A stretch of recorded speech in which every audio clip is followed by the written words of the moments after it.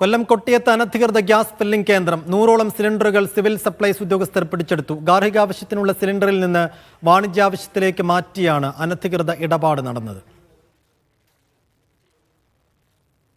Domestic ഗ്യാസിൽ നിന്നും commercial ഗ്യാസിലേക്ക് gas നിറച്ച് കൊടുക്കുന്ന ഒരു പ്രക്രിയ നടക്കുന്നതായിട്ടും വീടുകളിൽ കൊടുക്കുന്ന ഗ്യാസിലെ അളവ് തൂക്കത്തിൽ വലിയ വ്യത്യാസമുണ്ട് എന്നൊരു പരാതി ഇങ്ങനെ ലഭിച്ചതിൻ്റെ അടിസ്ഥാനത്തിൽ ജില്ലാ സപ്ലൈ ഓഫീസർ ഞങ്ങളെ അറിയിക്കുകയും ഞങ്ങൾ ഉടൻ തന്നെ ലൊക്കേഷൻ കണ്ടുപിടിച്ച് ഇവിടെ എത്തുകയും ചെയ്തു.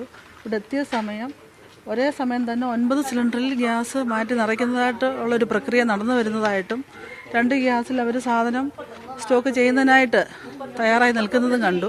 ഞങ്ങൾ വന്ന ഉടൻ തന്നെ അവർ 3 പേരും ഒരു ബൈക്കിലങ്ങ് കടന്നു പോവുകയും ചെയ്തു.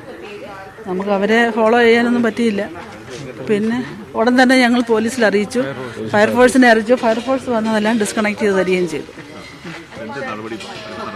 നടപടി ഇത് എല്ലാം സീസ് ചെയ്ത് മകസറാക്കി നമ്മളിത് ഏജൻസിയെ ഏൽപ്പിക്കുകയും ഇത് കളക്ടറിന് റിപ്പോർട്ട് ചെയ്യുകയും ചെയ്യും. തുടർ നടപടി കളക്ടറായിരിക്കും. ലിജോ റോളൻസ് വിശദാംശങ്ങൾ നൽകും. ലിജോ, ഇതെങ്ങനെയാണ് ഈ കേന്ദ്രം ഇത്രയും നാൾ പ്രവർത്തിച്ചത്? ഇപ്പോൾ കണ്ടെത്തിയ പശ്ചാത്തലത്തിൽ തുടർ നടപടികൾ എങ്ങനെയൊക്കെയാണ്?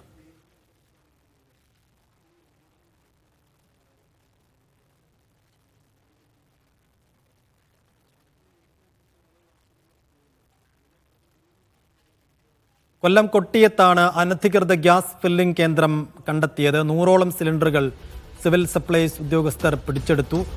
ഗാർഹികാവശ്യത്തിനുള്ള സിലിണ്ടറിൽ നിന്ന് വാണിജ്യാവശ്യത്തേക്ക് മാറ്റിയാണ് അനധികൃത ഇടപാട് നടന്നത്. ലിജോ റോളൻസ് വിശദാംശം നൽകും. ലിജോ, വിവരങ്ങൾ.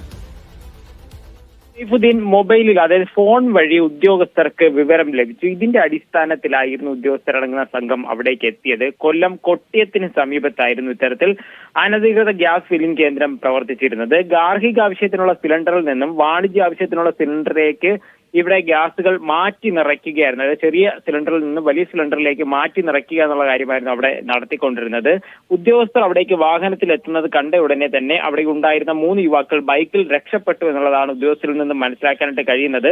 100ഓളം സിലിണ്ടറുകൾ, അതായത് ഏകദേശം 100-നടുപ്പിച്ചുള്ള സിലിണ്ടറുകളാണ് അവിടെ നിന്ന് ഉദ്യോഗസ്ഥർക്ക് കൃത്യമായി കണ്ടെടുക്കാൻ കഴിഞ്ഞത്. മാത്രവുമല്ല, ആയിരക്കണക്കിന് സിലിണ്ടറുകൾ അവിടെ എത്തിച്ച് ഫില്ല് ചെയ്തതിന്റെ തെളിവുകൾ ലഭിച്ചു. അതായത് പുതിയ ഒരു ഗാർഹിക ആവശ്യത്തിനുള്ള സിലിണ്ടർ അവിടെ എത്തിച്ചതിന് ശേഷം അതിന്റെ സീൽ പൊട്ടിച്ച് സീൽ അവിടെ കളക്ട് ചെയ്ത് ചാക്കിനകത്ത് വെച്ചിട്ടുണ്ടായിരുന്നു. അങ്ങനെയാണ് അവർ കണക്കാക്കിയത്. ആയിരക്കണക്കിന് സിലിണ്ടറുകൾ ദിവസങ്ങളെ അവിടെ നിറയ്ക്കുന്നു എന്നുള്ള കാര്യം മനസ്സിലാക്കുകയും ചെയ്തത്. വാടകയ്ക്കെടുത്ത കെട്ടിടത്തിലായിരുന്നു പ്രവർത്തിച്ചിരുന്നത്. ഇത് വെള്ളം സപ്ലൈ ചെയ്യുന്ന, അതായത് കുടിവെള്ളം സപ്ലൈ ചെയ്യുന്നതുമായി ബന്ധപ്പെട്ട ആവശ്യത്തിനെന്ന് പറഞ്ഞായിരുന്നു വാടകയ്ക്ക് എടുത്തത് എന്നുള്ളതാണ് ആ കെട്ടിട ഉടമയിൽ നിന്നും വിവരം നൽകിയത്. എന്തായാലും ഭാരത് ഗ്യാസിന്റെ, ഹിന്ദുസ്ഥാൻ പെട്രോളിയത്തിന്റെയും സിലിണ്ടറുകൾ അവിടെ ഉണ്ടായിരുന്നതായിട്ടുള്ള വിവരവും ലഭിച്ചിട്ടുണ്ട്. ഉദ്യോഗസ്ഥർ അത് കാര്യമായി അന്വേഷിക്കുകയും അതിനെക്കുറിച്ചുള്ള റിപ്പോർട്ട് കളക്ടർക്ക് കൈമാറുകയും ചെയ്യും. ശരി ലിജോ.